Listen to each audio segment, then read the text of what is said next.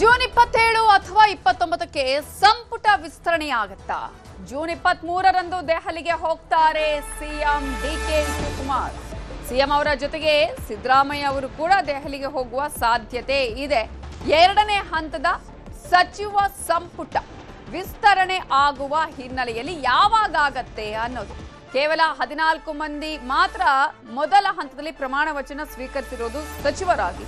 So ಈ ಹಿನ್ನೆಲೆಯಲ್ಲಿ June 27 ಅಥವಾ 29ಕ್ಕೆ ಸಂಪುಟ ವಿಸ್ತರಣೆಯಾಗುವ ಸಾಧ್ಯತೆಗಳು ಕಾಣಿಸ್ತಾ ಇದೆ. ಅದೇ ಕಾರಣಕ್ಕಾಗಿ 23ನೇ ತಾರೀಕಂದೇ ದೆಹಲಿಗೆ ತೆರಳುತ್ತಾ ಇದ್ದಾರೆ ಸಿಎಂ ಜೊತೆಗೆ ಸಿದ್ದರಾಮಯ್ಯ ಅವರು ಕೂಡ ಭೇಟಿ ಕೊಡುವ ಸಾಧ್ಯತೆ ಇದೆ. ಪರಿಷತ್ ಚುನಾವಣೆ ಬಳಿಕ 18ನೇ ತಾರೀಕು ಸಂಪುಟ ವಿಸ್ತರಣೆಗೆ ಒಲವನ್ನ ತೋರಿಸಲಿದ್ದು, ಜೂನ್ 24, 25ಕ್ಕೆ ಸಂಪುಟ ಸೇರುವವರ ಪಟ್ಟಿ ಕೂಡ ಫೈನಲ್ ಆಗುವ ಸಾಧ್ಯತೆ ಇದೆ. ಒಂದೇ ಸಲ 20 ಸಚಿವರ ಸೇರ್ಪಡೆಗೆ ಹೈಕಮಾಂಡ್ ಒಲವನ್ನ ತೋರಿಸಿದೆ. ಯಾಕಂದ್ರೆ ಮತ್ತೆ ಅದನ್ನೇ ಕಂಟಿನ್ಯೂ ಮಾಡ್ತಾ ಇದ್ರೆ ಅದೇ ಒಂದು ಕೆಲಸ ಆಗಿ ಹೋಗುತ್ತೆ.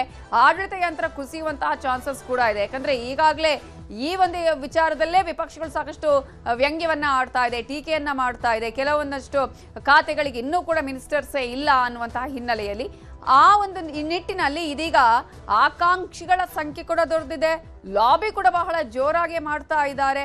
ಆದ್ರೆ ಇವೆಲ್ಲದರ ಮಧ್ಯೆ 27 ಅಥವಾ 29ಕ್ಕೆ ಸಂಪುಟ ವಿಸ್ತರಣೆಯಾಗುವ ಸಾಧ್ಯತೆಗಳು ಕಾಣಿಸ್ತಾ ಇದೆ. ಇದೇ ವಿಚಾರಕ್ಕೆ ಸಂಬಂಧಪಟ್ಟ ಹಾಗೆ ಇನ್ನಷ್ಟು ಡೀಟೇಲ್ಸ್ ಕೊಡೋದಕ್ಕೆ ನಮ್ಮ ರಿಪೋರ್ಟರ್ ಕೃಷ್ಣ ನೇರ ಸಂಪರ್ಕದಲ್ಲಿ ಜಾಯ್ನ್ ಆಗಿದ್ದಾರೆ. ಕೃಷ್ಣ, ಈಗಾಗಲೇ ಮೊದಲ ಹಂತದಲ್ಲಿ ಆಗಿದೆ ಸಂಪುಟ, ಆದ್ರೆ ಎರಡನೇ ಹಂತದ ಸಂಪುಟ ವಿಸ್ತರಣೆ ಯಾವಾಗ ಅನ್ನುವಂತಹ ಪ್ರಶ್ನೆ, ಕುತೂಹಲ ಅಂತೂ ಇದ್ದೇ ಇತ್ತು. ಜೊತೆಗೆ ಆಕಾಂಕ್ಷಿಗಳ ಸಂಖ್ಯೆ ದೊಡ್ಡದಿತ್ತು, ಲಾಬಿ ಮಾಡುವವರು ಕೂಡ ಆಲ್ರೆಡಿ ಕಂಟಿನ್ಯೂ ಮಾಡ್ತಾನೆ ಇದ್ದಾರೆ. ಇಂತಹ ಸಂದರ್ಭದಲ್ಲಿ ಈಗ ಸಿಎಂ ಅವರು ದೆಹಲಿಗೆ ಹೋಗಿ ಫೈನಲ್ ಮಾಡುವಂತಹ ಸಾಧ್ಯತೆ ಎಷ್ಟರ ಮಟ್ಟಿಗೆ ಕಾಣಿಸ್ತಾ ಇದೆ? ನವಿತಾ, ಕಾಂಗ್ರೆಸ್ ಸರ್ಕಾರ ಬಂದು 3 ವರ್ಷಗಳಾಗ್ತಾ ಇದೆ. ಈಗ ಅಧಿಕಾರ ಹಂಚಿಕೆ ಕೂಡ ಆಗಿರುವಂತದ್ದು. ಡಿಕೆ ಶಿವಕುಮಾರ್ ಮುಖ್ಯಮಂತ್ರಿಗಳಾಗಿದ್ದಾರೆ. ಇನ್ನು ಕೇವಲವಾಗಿ 1 ವರ್ಷದ 11 ತಿಂಗಳು ಮಾತ್ರ ಬಾಕಿ ಇದೆ. ಇಂತಹ ಸಂದರ್ಭದಲ್ಲಿ ಮಂತ್ರಿ ಆಗಬೇಕು ನಿಟ್ಟಿನಲ್ಲಿ ಕಾಂಗ್ರೆಸ್ನಲ್ಲಿ ದೊಡ್ಡ ಮಟ್ಟದ ಒತ್ತಡಗಳು ಕೂಡ ನಡೀತಾ ಇದ್ದಾವೆ. ಹಾಗಾಗಿ ಈ ಒಂದು ಒತ್ತಡಕ್ಕೆ ಸಿಲ್ಕೊಂಡಿರತಕ್ಕಂಥ ಮುಖ್ಯಮಂತ್ರಿ ಡಿಕೆ ಶಿವಕುಮಾರ್ ಅವರು ಈಗ ಸಂಪುಟ ವಿಸ್ತರಣೆಯನ್ನು ಮಾಡಲೇಬೇಕು ಅನ್ನೋ ಒಂದು ಆಟಕ್ಕೆ ಬಂದಿರುವಂತದ್ದು. ಹಾಗಾಗಿನೇ ಜೂನ್ 23ನೇ ತಾರೀಕು ರಾತ್ರಿ ದೆಹಲಿಗೆ ಹೋಗುವಂತ ಕೂಡ ಈಗಾಗಲೇ ಡಿಕೆ ಶಿವಕುಮಾರ್ ಮುಂದಾಗಿರುವಂತದ್ದು. ಮಾಜಿ ಮುಖ್ಯಮಂತ್ರಿಗಳಾಗಿರ್ತಕ್ಕಂಥ ಸಿದ್ದರಾಮಯ್ಯ ಕೂಡ ದೆಹಲಿಗೆ ಹೋಗ್ತಾ ಇದ್ದಾರೆ.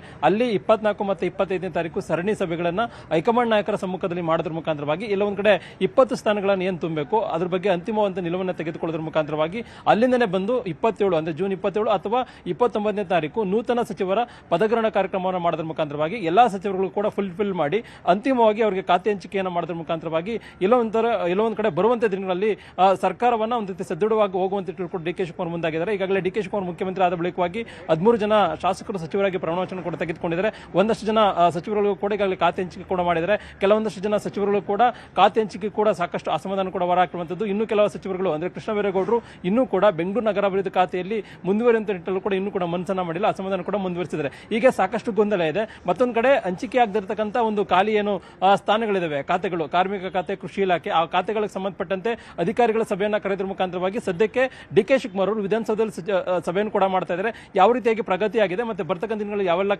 ಕೆಲಸವನ್ನ ಮಾಡಬೇಕು ನಿಟ್ಟಲ್ಲಿ. ಮತ್ತೊಂದು ಕಡೆ ರಾಜ್ಯದಲ್ಲಿ ಈಗಾಗಲೇ ಗೊಬ್ಬರದ ಕೊರತೆ ಕೂಡ, ರಸಗೊಬ್ಬರದ ಕೊರತೆ ಕೂಡ ಎದ್ದು ಕಾಣ್ತಾ ಇದೆ. ಕೃಷಿ ಚಟುವಟಿಕೆಗಳು ಕೂಡ ನಡೀತಾ ಇರುವಂತದ್ದು.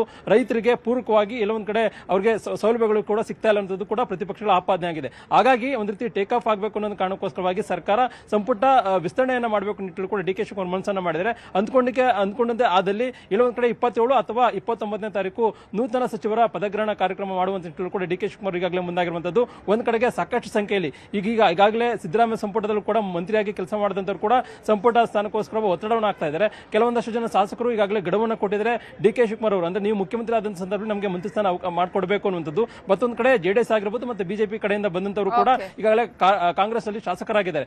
ಈಗ ಡಿ ಕೆ ಶಿವಕುಮಾರ್ ಸರ್ಕಾರದಲ್ಲಿ ನಾವಾಗ್ತೀವಿ ಅನ್ನೋ ಮಂತ್ರಿಯನ್ನ ಆಸೆ ಕೂಡ ಇಟ್ಕೊಂಡಿದ್ದಾರೆ. ಹಾಗಾಗಿನೇ ಸಾಕಷ್ಟು ಒತ್ತಡ ಬಂದಿರತಕ್ಕಂಥ ಸಂದರ್ಭದಲ್ಲಿ ಎಲ್ಲೊಂದು ಕಡೆ ಪ್ರಾದೇಶಿಕ, ಜಿಲ್ಲಾವಾರು ಮತ್ತೆ ಜಾತಿವಾರು ಒಂದಷ್ಟು ಪಟ್ಟಿಗಳನ್ನ ಮಾಡೋದ್ರ ಮುಖಾಂತರವಾಗಿ ಆ ಒಂದು ಪಟ್ಟಿಯೊಂದಿಗೆ ದೆಹಲಿಗೆ ಹೋಗುವಂತ ತಿಳ್ಕೊಂಡು ಬಂದಾಗಿದ್ದಾರೆ. ಏನಾದರೂ ಹೈಕಮಾಂಡ್ ನಾಯಕರು ಒಪ್ಪಿಗೆಯನ್ನ ಕೊಟ್ರೆ ಈ ತಿಂಗಳು ಕೊನೆಯಲ್ಲಿ ಅಂದ್ರೆ 27 ಅಥವಾ 29ನೇ ತಾರೀಕು ಎರಡನೇ ಹಂತದ ಸಂಪುಟ ವಿಸ್ತರಣೆಯನ್ನ ಫಿಲ್ ಮಾಡುವಂತ ನಿಟ್ಟಿನಲ್ಲಿ ಡಿ ಕೆ ಶಿವಕುಮಾರ್ ತೀರ್ಮಾನವನ್ನು ಕೈಗೊಳ್ಳುವಂತದ್ದು. Navitha, thank you Krishna ಡೀಟೇಲ್ಸ್ಗೆ.